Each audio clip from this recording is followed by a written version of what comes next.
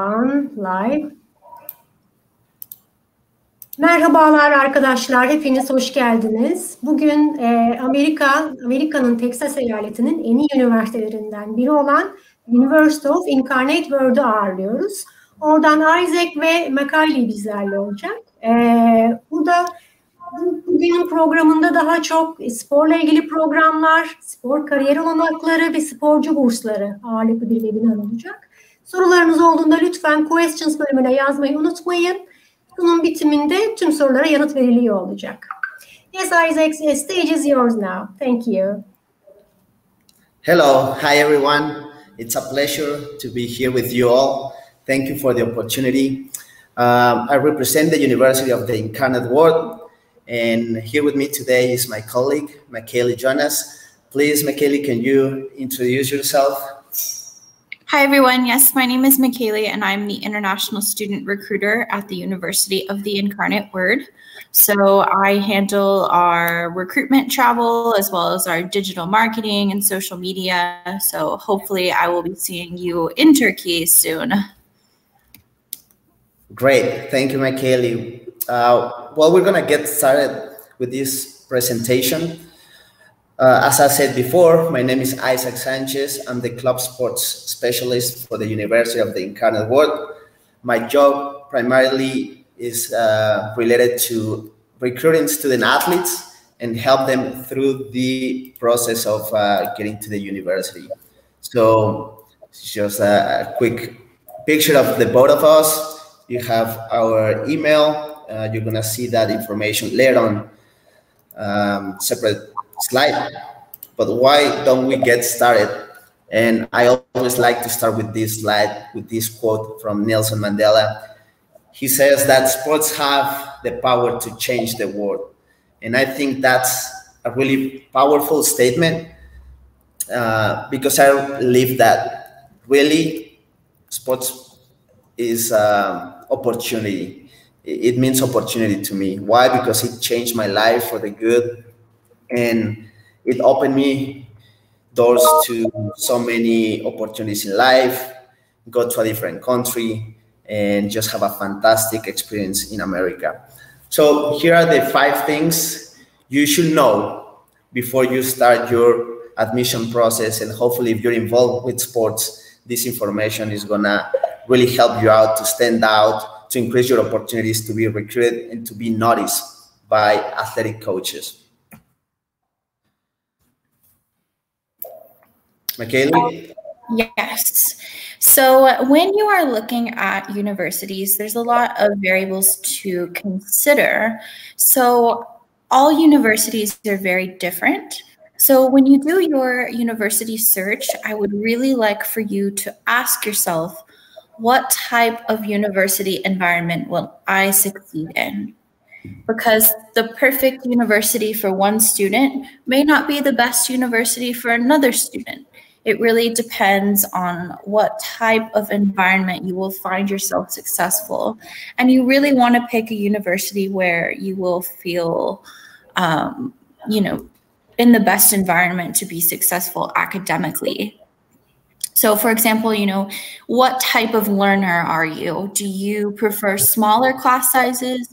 Do you want larger class sizes? What type of academic setting do you prefer? Also consider the location. Do you want to be in a small town, a college city? Do you want to be in an urban area? And also you want to think about the cost of living for the city that you're in. For example, some cities like New York City, Los Angeles, they're going to be a lot more expensive for daily things like groceries, food, supplies. Is going to be a lot more expensive than some other places. So just something to keep in mind there. Also, you kind of want to get an idea of student life at the university. Do you want to live on campus? Would you prefer to live off campus? What are their housing requirements? What kind of organizations can you get involved in? Because that's where you're going to meet a lot of people. You're going to make connections. So also, maybe consider how diverse the campus is.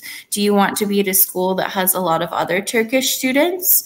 Do you want to be in a school with a lot of diversity, so you can meet students from all around the world. And then another thing to consider is the cost and the scholarships. So all universities are different. They're going to have different price tags, and they're also going to have different scholarship opportunities. So it's important to do your research when looking through these variables. Thank you, Michaeli. That's great information. Those variables are really the cornerstone for your decision of what university you want to attend. Now, diving a little further into the athletic landscape, it's important that you understand that there are different leagues within the collegiate world. And probably you've heard of the NCAA. This is probably the most well-known league. It's the most prominent one. It has Division I, Division II, and Division III. Now, it's important that you recognize that maybe a Division III athletically can compete head-to-head to a Division I team, which means that the division in which each university competes does not have or is not related with the level of play. It has to do more with budgets, school size, maybe locations, stuff like that. But all three divisions under the NCAA are highly competitive. They have specific eligibility requirements, which really work as a filter to just get the best of the best in those type of environments. Now, there's scholarships available for Division I and Division II. And Division III works a little differently. They do not offer athletic scholarship per se, but they do offer great academic scholarships. Now, on a separate league, I would say on parallel, there's the NCAA, which is another league very similar to the NCAA, but in this league we have primarily small private colleges. It's highly competitive, it's really good level, and obviously they have their own eligibility requirements, probably a little less restrictive than the ones at the NCAA, but they do offer great scholarships. And usually these type of schools have smaller budgets. We also have the Junior College League. This is a league created for two-year institutions.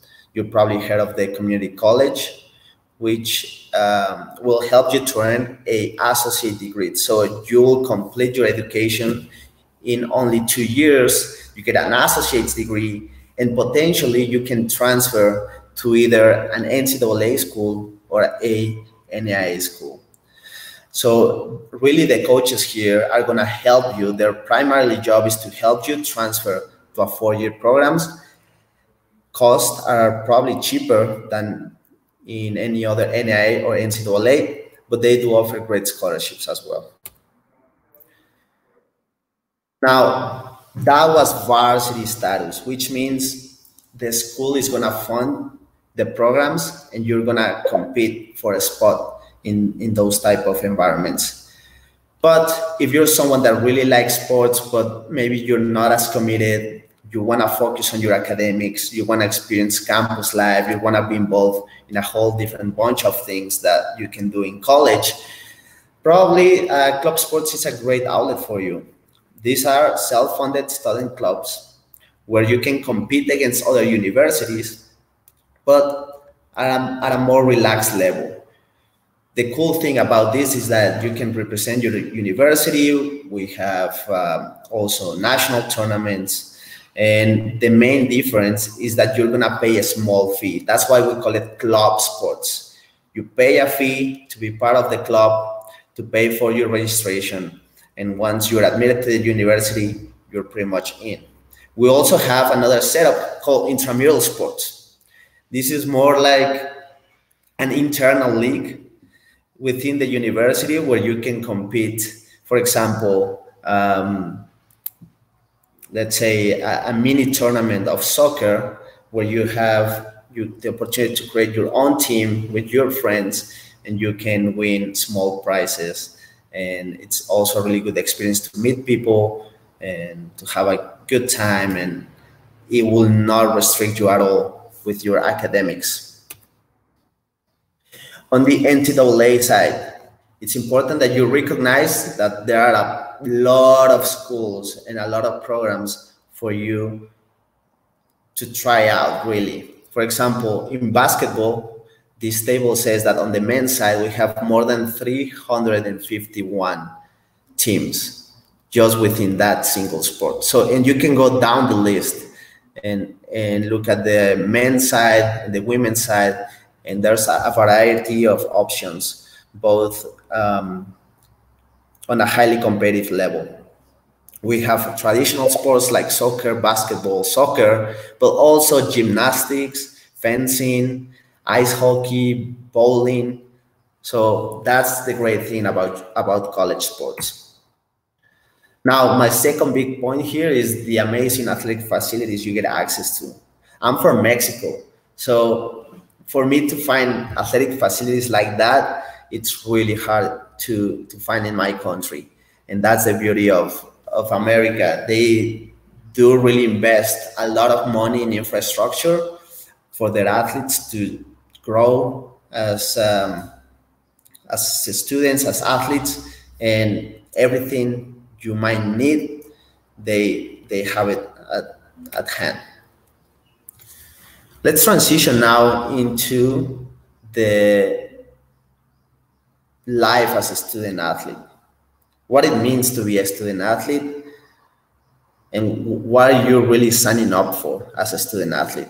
And I really like this cool graph here because it kind of splits up how you will spend your time. 30% of the time you're going to be on the classroom. 25% of the time you're going to be practicing. That means official practices. There's a study that shows that in average, you're going to be playing or practicing about 20 hours in a week. So that's a really heavy burden if you're also a student.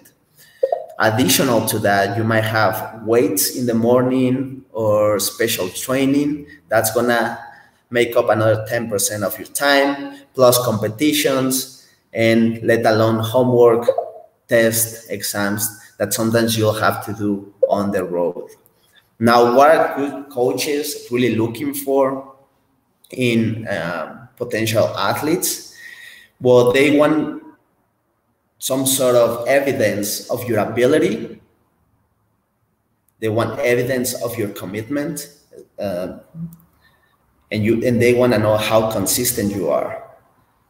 And we're gonna explain that a little further in the next couple slides. But it's really important for you to understand that it's not just being a good footballer or a good swimmer. You really have to have the character and the commitment and the consistency to demonstrate the coaches that you're going to be an asset to their programs, because they also have their job at stake. Main difference between NCAA and club sports, it's timing. Like I mentioned before, there's an average of 40 hours a week spent on NCAA sports, compared to a more relaxed setup as it is club sports. You'll spend 10 hours a week here. Funding. At the NCAA level, the university will fund trips, games, uniforms, anything that you might need. On the club sports side, it is the students, the ones that are in charge of self-funding their programs. That means going out and doing a little fundraising campaign. That means talking to sponsors. And that also includes paying your dues or your fees for you to compete. At the Division I level, or Division I and Division II, there are scholarships that are basically a one-year contract. And those are based on performance. That means if if you don't perform during that year, there's a chance that your scholarship can be reduced or taken out. On the club side, there are small incentives in some schools, but in majority, you just play for fun. You just play for the love of the game. Let's talk about the livelihood of the NCAA.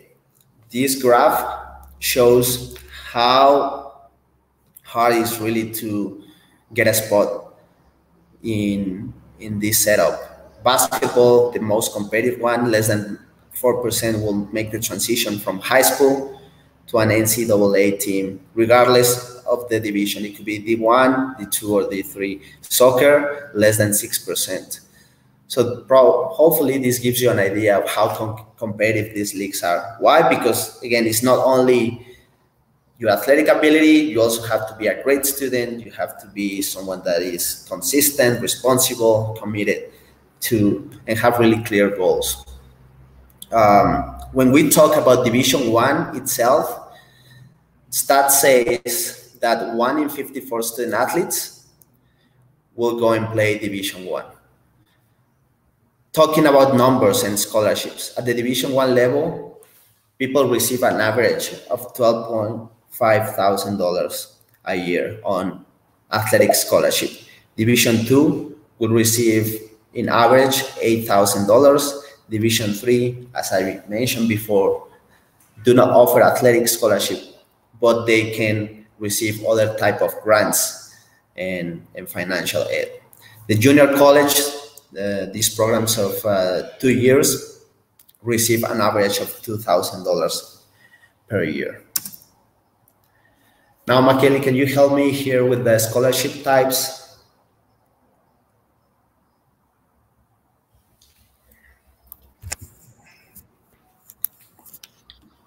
Sure, definitely.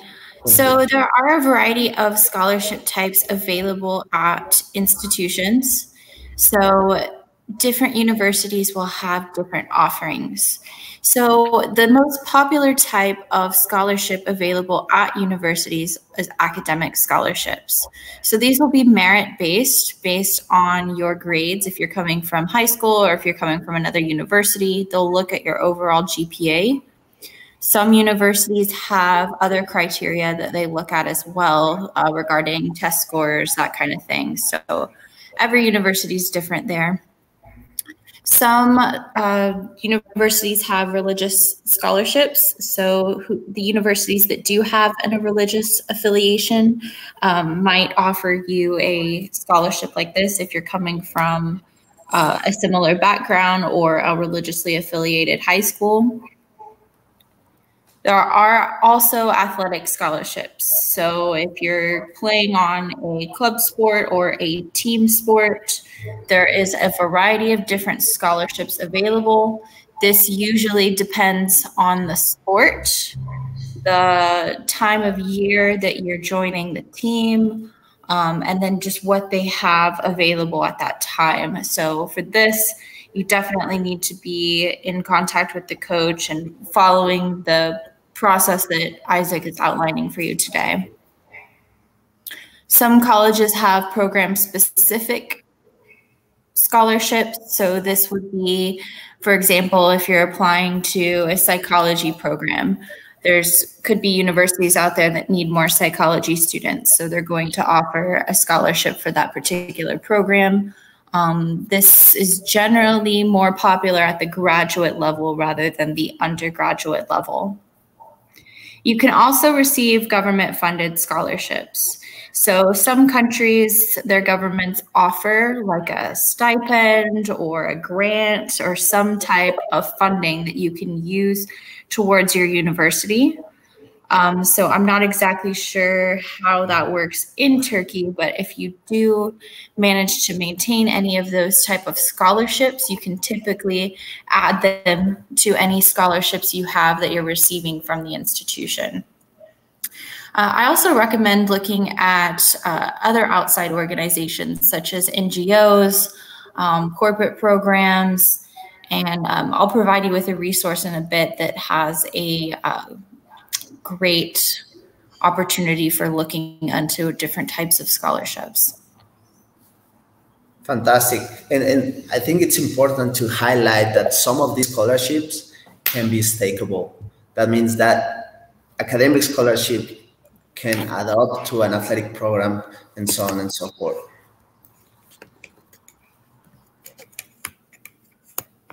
Now let's do this quick exercise for you to hopefully understand how cost of universities in America compared to scholarships offered. And I really like this graph because it shows an example of tuition fees, room and board, books and supplies, transportation, insurance. These are variables that you must consider when you are budgeting to budgeting for your education in America. Now, on average, our students can receive $12,000 on academic scholarship. At UIW, we offer $5,000 up to $20,000 just on academic scholarship from the get-go. And now more than ever, it's easier to receive this type of scholarships because we're only taking your high school grades as a evidence of your merit-based scholarship. But as you can see, there's still a big chunk of tuition cost that you must cover. And that's when athletic scholarships comes in. In average, a student athlete at the Division I level receives $12,000 a year on athletic scholarship. So if you add up these two, we can still notice that there's a little differential that usually the student or the family of this student may cover on top of room and board and other miscellaneous expenses. Obviously, this number can grow and it can go to $20,000, which will be ideal. And then your athletic scholarship can cover the rest. But what I want you to understand, and hopefully my goal with this graph is for you to understand that the better student you are, the higher chances that you'll get an athletic scholarship that might cover a total tuition cost, or at least get close to that. There's a big misconception of people that think that they'll go to an American university and get a full ride. That is getting 100% scholarship. And that's the exception. There are some cases in which, an outstanding athlete might receive an amazing scholarship, but it's usually a combination of both athletic and academic scholarship. Fantastic. Hopefully, there's no questions so far. If you have any questions, you can start typing up on the chat. We do have quite a few questions. If we want to just finish getting through the material, and then we'll answer them all in the Q&A at the end. Perfect. Let's do that. So if you want to start typing up your questions, we'll address those at the end. How to get recruited? What are coaches looking for? We already talked about the importance of academics. Number two, you have to be realistic about your level of play. And here you really have to do your research and try to find out if you're a Division I athlete, a Division II athlete, or a Division III, or maybe club sports could be a good option for you. Coaches need evidence of your ability, as I mentioned before. So really important for you is to start gathering video with your best action shots. We call it a highlight reel video. It doesn't have to be that long. 3 to 4 minutes will be enough for you to put in your best actions and really make a great first impression to that coach. Prior to that, you need your sports resume, which is quite simple. It's just a list of your sport accomplishments, important tournaments you've participated in, important awards you've earned, and I don't know if you have any special recognition, or maybe you practice a separate sport. It'll be important to mention that. You also need to start gathering some letters of recommendation, and the earlier you start doing this process, the higher your chances of getting a response. I'm going to show you also how to contact effectively university coaches, but above all, you have to do your research, you have to be proactive, and you need a strategy to increase your chances of getting noticed. Here's a quick example of a highlight reel video.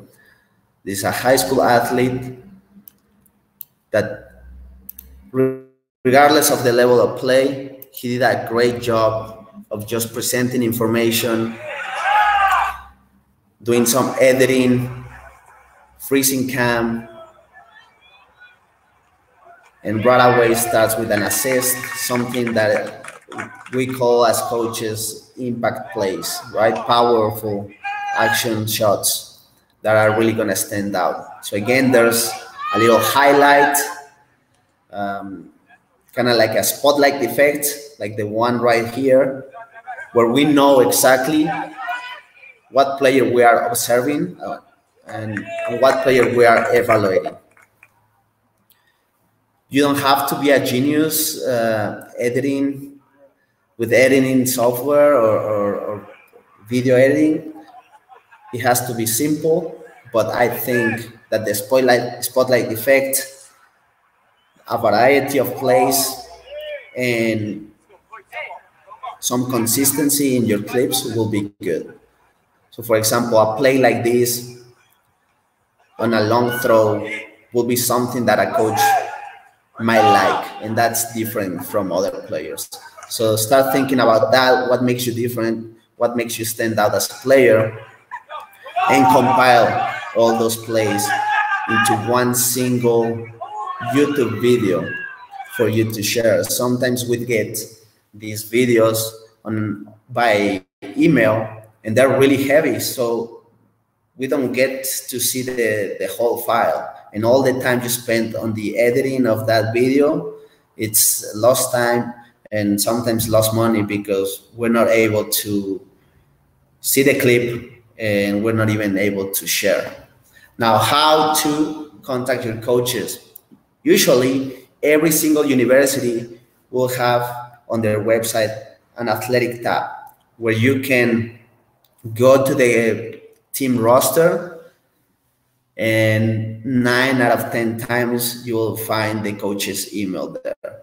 So it's important that once you gather your highlight reel video, once you have your sports resume, you type up a little intro email where it's personalized.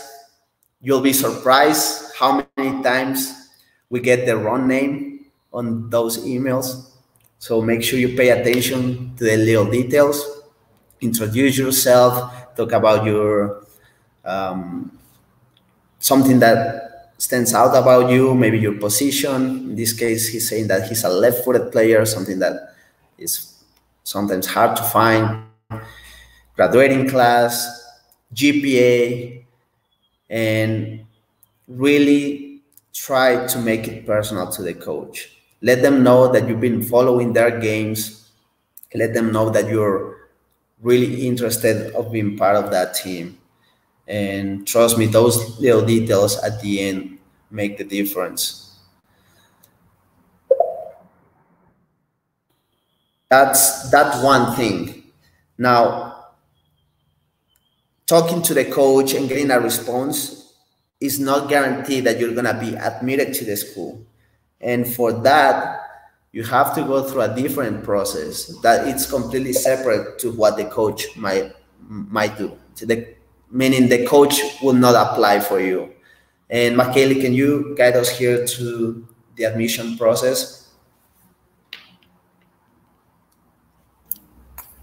Sure. For example, at the University of the Incarnate Word, we do require you to submit an application directly to the university.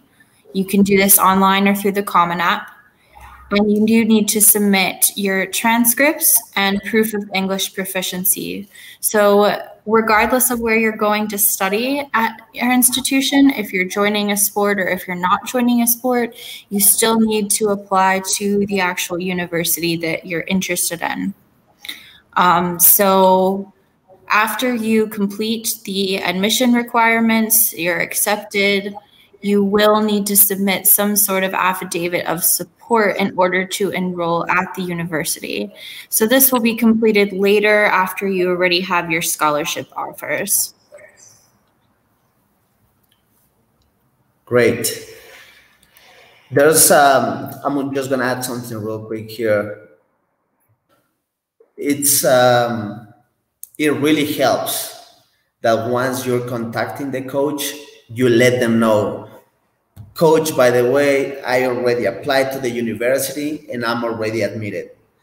Because that, you're already a step ahead of a bunch of other athletes trying to fight for a spot, but that probably have not started their application. So again, it shows that you've been doing your homework. It shows that you are proactive, and it really will put you ahead of the other competitors. When we talk about Division I athletics at our university, we have basketball, baseball, cross-country, fencing, football, golf. Some sports compete both on male and female disciplines. So it really depends on the sport. We have swimming and diving, tennis, track and field. So a great variety of sports. I will say swimming is a highly competitive team. Football is doing great strikes in the last couple years. Our soccer team is quite decent. Track and field, so really, really competitive university when it comes to sports. And we also have amazing facilities in great location, which helps to recruit the best of the best athletes. When we talk about club sports, we initially started with non-traditional sports such as lacrosse, trap and skid, and triathlon. That is sports that we didn't have at the Division I level. But once we saw the success of these programs, we decided to also expand into more traditional sports like soccer, basketball, and volleyball. Again, club sports compete on a more relaxed landscape. It almost works as a fraternity, but with the sport component as the core of this organization. So again, it all depends on the type of experience you want to receive. And some people might prefer Division I and might be thinking becoming professional players. And some people just want to have fun, make friends, and enrich their collegiate experience by being involved in these type of clubs. Okay, so let's move into talking a little bit about UIW. I'll go through this pretty briefly so that we can make sure we answer all of your questions.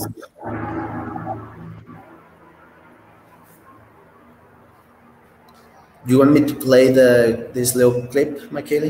Let's go ahead and skip it, and then I'll send them the link. Perfect. So just a few quick facts about the university. So we were founded in 1881, so we've been around a while. It is a private university with about 8,600 students, so we are considered medium size. We have 90 different academic programs to pick from, and we keep our class sizes small, so they're more engaging. It's a more hands-on approach to education. Our student-to-teacher ratio is 11:1. It's very diverse. We have students from over 75 different countries studying with us.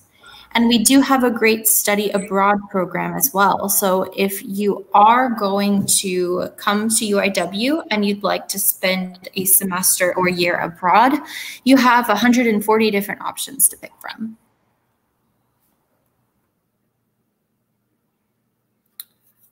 So here is some information about our wonderful city. We are very close to downtown, so you're very centrally located. You're close to all of the famous sites of San Antonio, like the Riverwalk and the Alamo. It is a large urban setting, but you have that strong community feel on campus. So in general, the industries that are really big here, definitely business. We did receive the ranking of awarding the most prestigious financial jobs outside of Wall Street. So if you're interested in business and finance, it could be a good option for you. We're also really big into computer science, cybersecurity. So therefore, we are a top 10 city for tech jobs as well. And we have received special designation from both Travel and Leisure as well as National Geographic for being a top place to travel.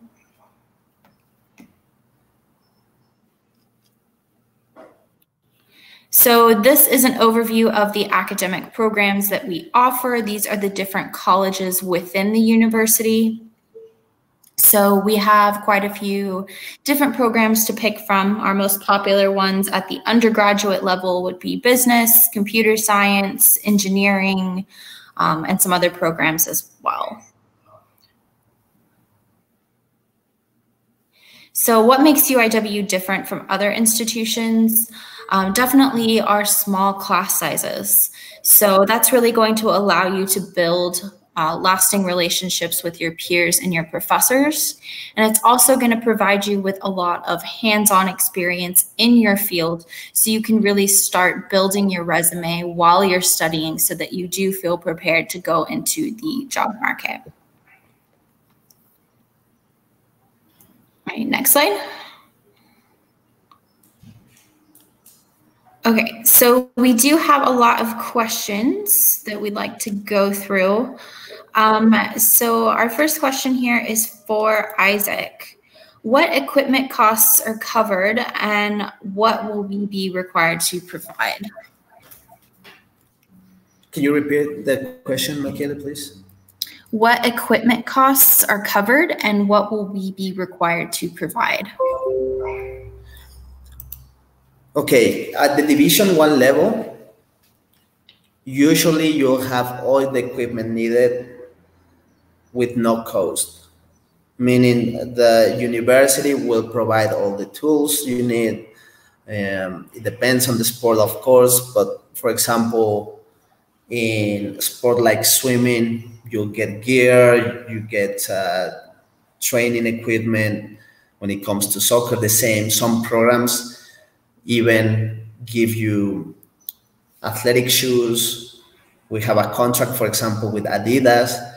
So we always get nice gear, nice Adidas tops, nice Adidas cleats. So at the Division I level, pretty much you have everything you need to just go and compete.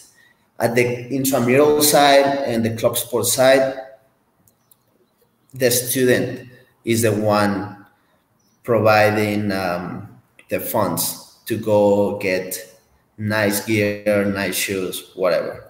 But that's a big difference.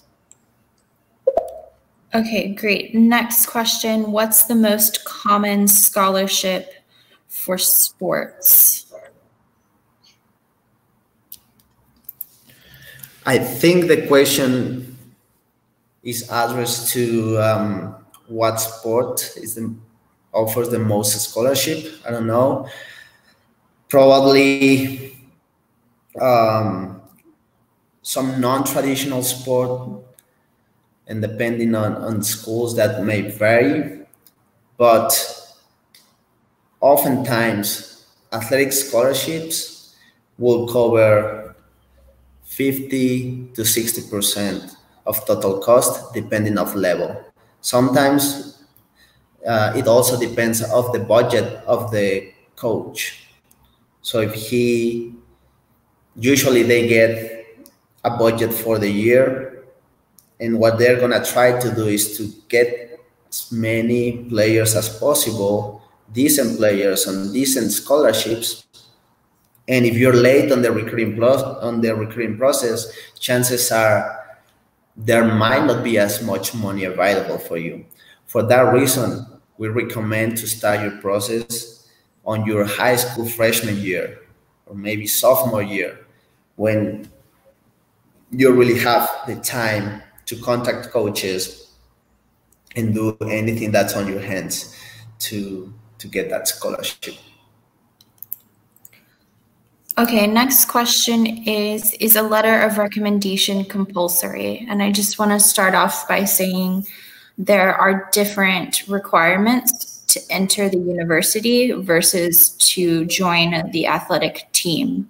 So in regards to letters of recommendation, when you are applying for a university, it just depends on the university itself. For example, UIW does not require a letter of recommendation for entrance into the university. Isaac, would you like to talk a little bit about the letters of recommendations for athletics? Yes, on the athletic side, a letter of recommendation will certainly help. If you've been part of a national team and your coach is kind enough to write you a letter, that's going to be a big plus. I wouldn't say it is a requirement, but again, this is competition. Guys are fighting for spots, and the more complete your application is, the greater your chances of getting recruited. Great, thank you. So our next question here is regarding a English preparation year. So at UIW in particular, we do not have our own ESL program. So it's not connected to the university. But we do have a English language partner, a partner school in San Antonio that's not too far from our campus. And we do have students who enroll there for English courses. And then once they complete the English courses, they transition to classes at the university. And other universities are different. Some have their own ESL programs, and some outsource like we do. Next question, how about living expenses in the city? Apartment rents, for example, around the campus, rent's affordable. So I would say in San Antonio, Texas in particular, our cost of living is lower than the national average. It's about 12% lower than the national average. So that's really great. We do not require you to live on campus. On-campus living can be kind of expensive because you have to pay for the room and board, meaning your dorm room plus a meal plan. So if you do not want to do that option, we don't require it. We are in an area with a lot of apartments around us, since we're close to downtown, that fit a variety of different budgets. We also have students who share rooms, get roommates, and decide to live off campus together. If you give me just a moment, I'll send you some cost information in the chat box.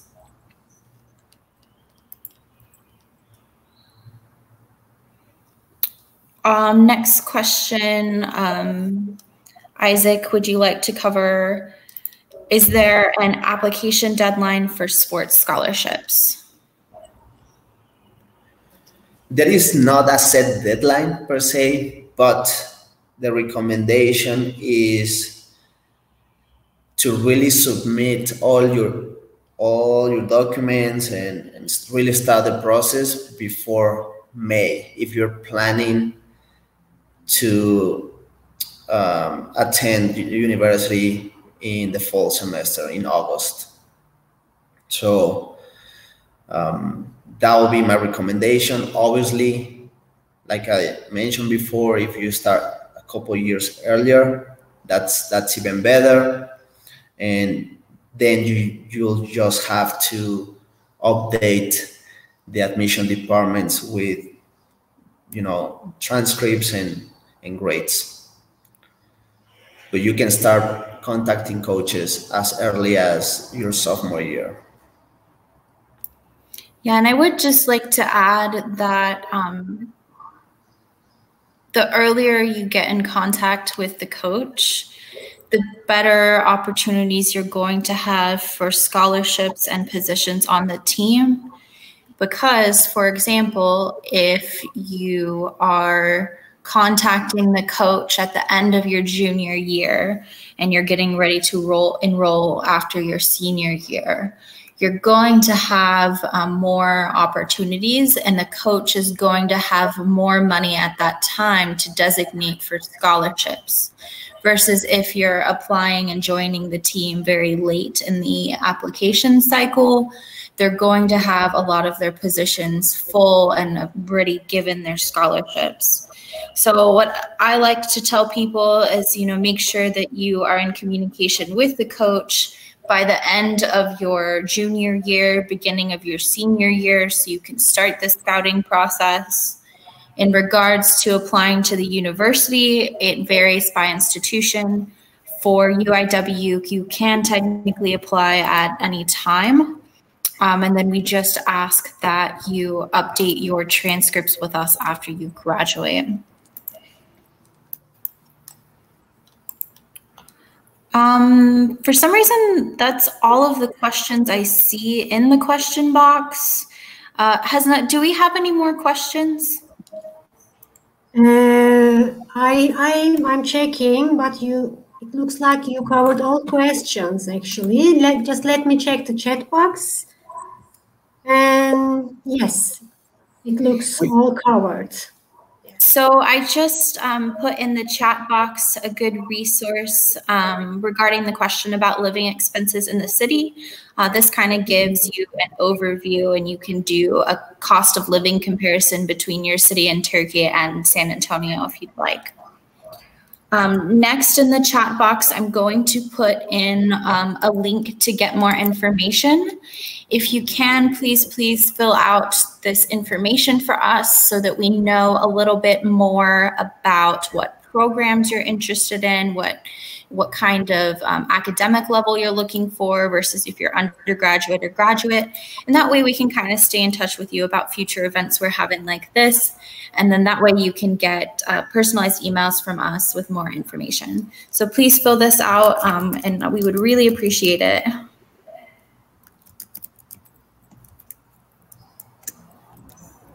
All right, that's going in the chat box now. Just like to ask at the end here, does anyone else have any more questions for either Isaac or myself regarding UIW specifically or athletics at the university level in general? Thank you, Mekali and Isaac. It was all questions looks covered. Also for your presentation, very informative. Thank you for your great presentation. Let me say something to students in Turkish about you. Arkadaşlar, katıldığınız için hepinize çok teşekkür ederiz. Eğer sorularınız olursa Mekali bir link bıraktı chat box'a. Oradaki inquiry formu doldurabilirsiniz. Sorularınızı yazarsanız daha sonra ilave sorularınızı mutlaka size dönüş yapılacak. Ekranda da zaten şu an çıktı. Mekali, could you please copy your email address and Isaac your email address to chat box if someone students can copy of your emails.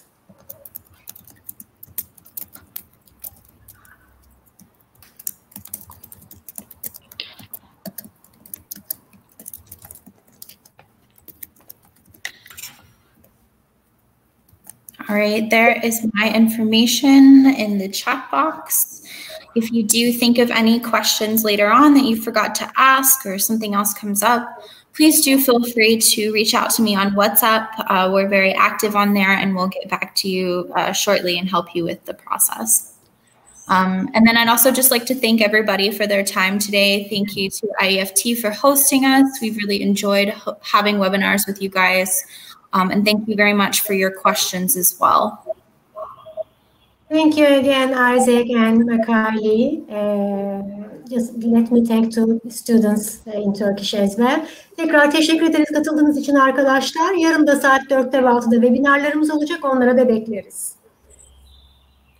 Thank you again, Isaac and Mekali. Bye bye. Thank you.